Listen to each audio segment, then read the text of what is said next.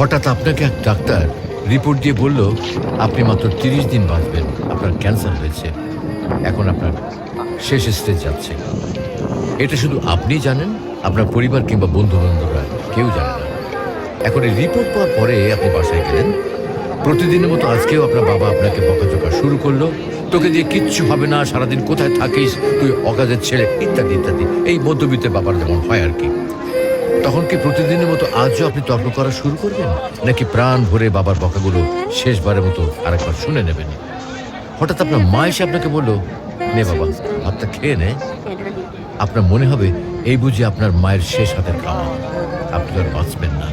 আপনি পরম তৃপ্তি নিয়ে খাবেন এবং আপনার কাছে মনে হবে এটা আপনার শ্রেষ্ঠ খাবার, যদিও ডাল ভাত হোক না কেন। আপনি বের হলেন, পুরনো এক বন্ধুর সাথে দেখা, আপনি যাকে মোটেও সহ্য করতে পারেন না, সবসময় তার সাথে কথা কাটাকাটি হয়, আজকেও সে আপনাকে কিছু